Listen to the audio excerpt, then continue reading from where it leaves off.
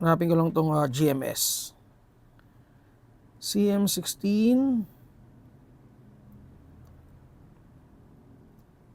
GMS. Okay, game. Teka, ba't iba yung lumalabas? E-hobby. Meron akong site na na accurate talaga yung mga nila tawag dito, mga units sila. Yung aspect ng units. So, iba pa yun, no? Ay, naka-gate aster yun, no? Yung pangalawang i-test natin. So, eto guys, mga CM16 na GMS. Oh, naka-gate din pala to di ba? So guys, ano pala to? Ngayon ko lang nalaman, naka-gate pala siya. So, eto, naka-gate din. Grabe, sobrang sulit nito. For the price. Ito, hindi. Iba to. So, compact. Ito, mga GMS. Ito, naka-gate Aster. O, naka-gate Aster din sila. Okay, game. So, ang iti-test natin ngayon is the CM16 GMS SBR. So, naka-gate Aster siya. Okay. So, next is the GM16 Striker. Ito, CM16 GMS. And then, ito, saling pusa.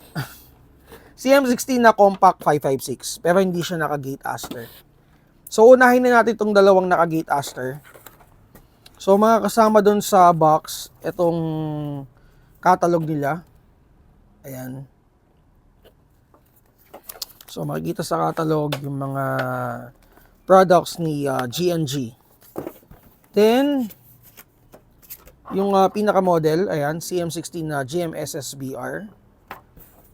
And, yung gate Aster na programming guide. So, ayan, lapit mo onte, brother, para makita nila yung programming guide, yan. Ngayon ko lang nalaman na naka-ano pala siya, naka-gate Aster pala siya. So, ito yung guide niya. So, madali lang i-program. Pero, hindi natin siya i-program ngayon kasi hindi ko pa siya kabisado. So, ito yung unit. So, this one is the CM16 GMS SBR. So, yung receiver niya, punta tayo dun sa spec nung outer niya. So, yung receiver niya is polymer. And then, meron siyang 4 inches na front assembly. With 3 inches or 3.5 inches na silencer. Tama, no? Silencer to, hindi naman to tracer, no? So, meron siyang front and rear sight. Folding sights. Ayan, fully adjustable. And then, may fiber optic na dito if ever na gusto mo siyang nakatupi. Ayan. And then, naka-regular trigger lang siya. So, for the receiver, ang receiver niya with markings, G&G markings. And then, naka-polymer grip. Pistol grip. And then, meron na rin siyang 2-point swivel for sling attachment. And then, yung stock niya, ito.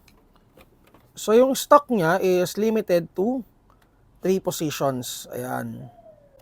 Hindi. 5 din. 1. Teka. 1, 2, 3, 4. Ayan lang. 4 lang. Yung battery compartment niya nandito. Ito. So, ito yung ETU niya. Yung ETU niya nasa loob. And then, naka-DINS plug na siya. So, nakalagay dito, powered by gate Aster. Ayan. So, for the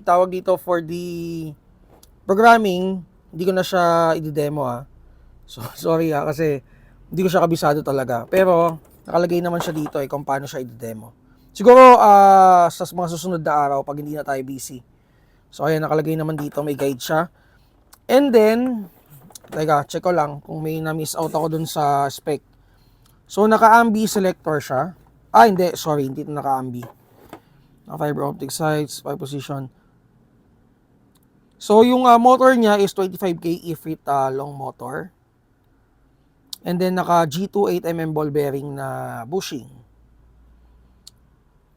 So, sling mount. Ayun. So, yun lang. And then, yung magazine capacity nito is 30 rounds. Ito. Itong ganitong magazine. So, ang ganda tignan, no? Kasi may dummy bullet siya. Okay. So, lahat ng mga naka-gate is ganito yung magazine nila out of the box. So, itest natin to check kung ilang FPS siya.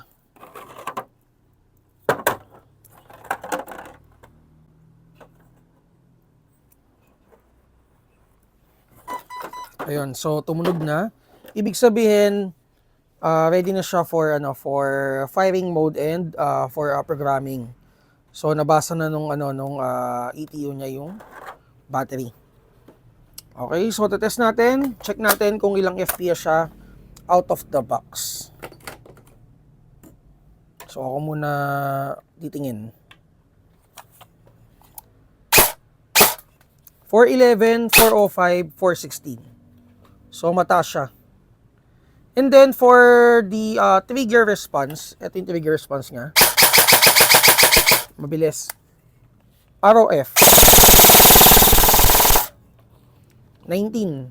So, FPS ng full auto nasa 428. And then, quick release to, di ba? Ito kasi yung ginamit ko nung Poseidon. Ito yung tinutukoy ko last week na sobrang ganda ng performance out of the box. Nilagyan ko siya guys ng SP130, pumalo siya ng around mga 450. Ayan, mid cap. So wala na ako na miss out dun sa spec niya.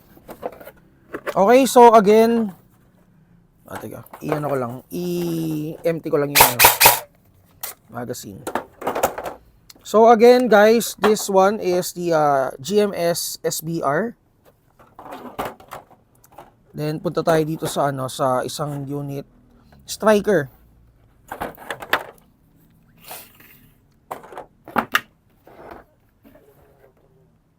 Sige, teka. Opya. Hindi, naka-DINS plug siya eh. Okay, oo nga. Sige, mamaya check ko. So, ito naman is the CM16 GMS Striker. Ito yung nafa-fold sa dalawa. Or nafa-fold yung yung front assembly niya. So I think ito around mga 8 inches tong front assembly niya, naka-Loudiner, naka-optic sights, ayan. And then pwede mo siyang itaas ganyan.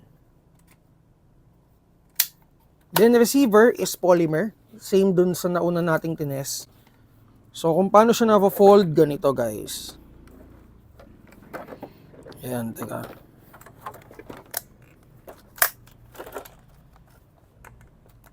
Opya. Bakit siya nakapasok dun sa Ayan. So, sumasama yung chamber niya. So, kailangan mo siyang hilahin kasi ang mechanism is yung chamber lumulubog siya pagka hinahatak mo ng ayan, madiin. Ayan, lumulubog. So, para hindi siya magka-damage, ganyan. So, kailangan to full yung paghila mo. And then, locking system, ayan, ikakalang mo siya dyan. Then, ayan, okay na. So, kung gusto niyo ng folding and medyo kakaiba yung unit, or kung yung space nyo dun sa baggage nyo or yung bag nyo is medyo maliit, or maikse, ito, i-fold mo lang siya. And then, may swivel na rin siya. And ito, GOS na V8 na stock. So, I think kasya dito ang 2.2 na LiPo battery. Yung yung Storm. So, fully adjustable siya. And then, battery compartment. Ito. Ayaw. Check natin kung paano ba to. Ayun. So, ayun pala siya. So, kailangan mo lang siyang hilahin. Ayan. So, ito medyo masikip. Masikip yung adjustment niya. So, ayan yung wirings. And guys, ito yung 2.2. Kasyang-kasyo. Kasyang-kasya, hindi mo na masara. Hindi, joke lang. So, hindi siya kasya. Teka. Sa adjustment, tingnan natin. Kasi kumakalang doon sa tulo. Sa sobrang fit, hindi na kasya eh. O yan, check natin. So, ganito. Hindi mo na, o yan. Teka. Ayun, kasya. Kasya siya guys, kasya. So, 2.2 LiPo battery, kasya dito sa GMS Striker. Yung last time ba, naka-gate ba? Naka-gate din ba to? Hindi ko maalala. Sa sobrang dami ng unit, hindi ko maalala. Sa sobrang daming models ni GNG, hindi ko na alam kung ano yung naka-gate or ano ba yung mga bagong or ibang ETU ba. Then may kasama pala siyang ganito. Ito para saan to? Okay. So sa likuran, ito yung tools para dun sa quick change spring system. So kung magpapalit kayo ng spring, madalian na lang, doon na lang sa likuran ang access nung pagpapalit nyo. Okay, so teka, nagproblema yata. Nire-reject Ayan. So since tawag dito, meron siya mechanism na folding, kaya siguro medyo kailangan mo i-align yung mismong chamber niya. Okay guys? So, test natin, check natin kung may difference ba silang dalawa dun sa FPS since ito medyo mas mahaba siya ng onte. Mas mababa to. Ito guys, nasa 390. So, hindi ko sure kung lahat ba ng... Kasi madami na kami stock nito eh. So, check din namin yung iba kung ganun din, kung mas mababa ba talaga to. Since medyo mas mahaba siya ng onte dun sa nauna nating tinest na SPR. Auto. Ayan. So, nasa 20 yung ROF niya. And then, sa full auto, ang FPS niya nasa 370. So, medyo mas mababa ng onte.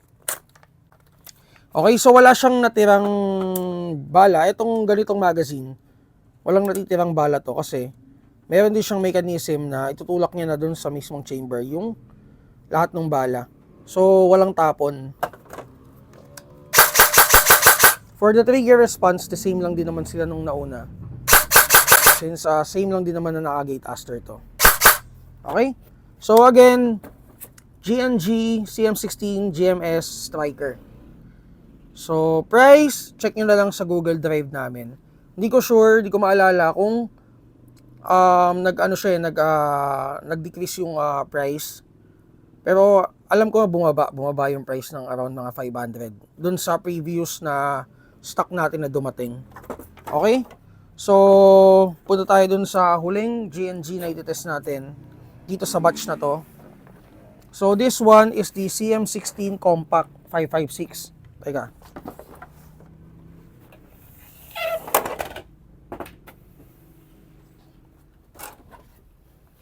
Ito guys, Compact 556. Hindi to gate aster Ano ba to? ETU lang. So wala naman siya nakalagay na naka-ETU siya. Pero ayan, meron din siya nito. At yung magazine niya ganito. So yung battery compartment, ito. Galing no, galing ni GNG. Ayan, so this slide siya. Itong plate niya, back plate. And then, ang kasya dito is a small Tootsie type LiPo battery. So, sa mga FAR 9, ano pa ba? FAR 9, yun lang naman yata eh. FAR 9, ARP 3.0, lahat doon sa stock yung niya, yung battery compartment dito. And ang kasya lang sa kanila is a small Tootsie type na LiPo.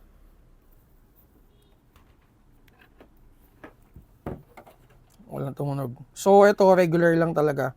Regular internals.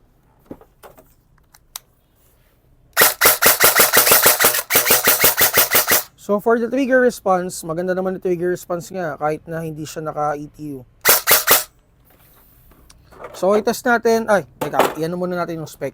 So, ito guys, hindi siya full metal. Polymer yung front assembly. Polymer din yung receiver. For the markings, ang markings nga yan, CM16 na markings GNG. And then front and rear sight, the same din dun sa mga naka-gate aster. So, meron na rin siyang under rail dito for attachment. I think ang bagay dito is hand stop. Kasi hindi ka naman maglalagay ng grip dito, sobrang layo, di ba? And then, thread, negative 14mm na standard thread. So, pwede kayo maglagay dyan or hindi kayo mahirapan maghanap ng tracer or any attachment na pwede mo ilagay dun sa outer barrel. Tracer talaga tracer. Sige, test natin. And ambi pala, teka pa isa-isa. Ambi pala yung ano niya, selector tuloy. Yung magazine release niya, ambi, ito. Pero yung selector hindi. Sige, test natin.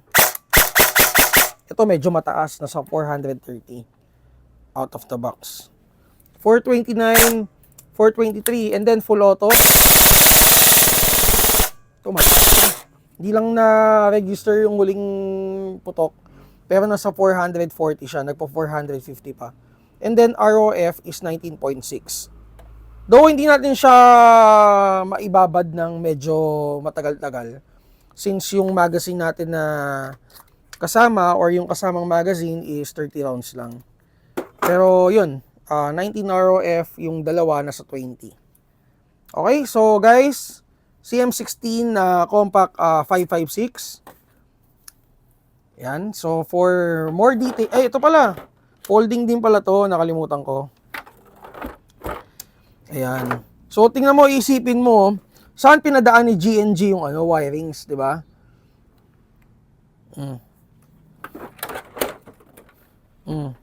Kasi ito parang anuhan na to oh. Wala namang wiring sa lumabas. Magic. Hindi, pero dito 'yon, no? Dito yun, syempre, di ba? Pero di ba, medyo parang sketchy kasi ito na yung parang pinaka ayan, siguro nag-extend din ng wires diyan, no? Ayan. Yun nga lang pag nag-rewire ka, medyo madugo. And then, yung fuse nyo, ayun, nasa taas. Okay, so yun lang. Punta tayo dun sa ibang batch ng GNG. Test din natin. So again, this one is the CM16 na compact 556. For the price, hindi ko kabisado yung price itong lahat, guys. Check nyo na lang sa Google Drive natin. Okay, thank you.